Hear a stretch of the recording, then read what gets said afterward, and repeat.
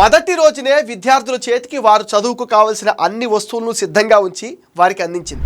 ఈ కిట్లో పిల్లలకు అవసరమైన ప్రతి వస్తువు ఉంటుంది. నాణ్యమైనవి, అందరికీ ఒకే విధంగా తయారు చేసినవి.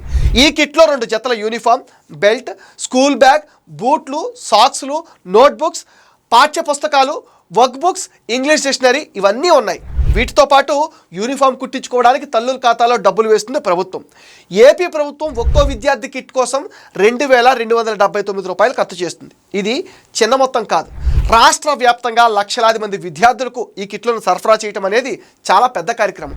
ప్రభుత్వం వినియోగిస్తున్న నిధులు నేరుగా పిల్లల చదువుపై ఖర్చు అవ్వడం వారి భవిష్యత్తుని బలోపేతానికి దోహదపడుతుంది. ఈ విద్యార్థి మిత్ర కిట్ని ఈ నెల 20వ తేదీలోపు అందరికీ అందజేయాలని హెడ్ మాస్టర్లకు స్పష్టమైన ఆదేశాలు జారీ చేసింది.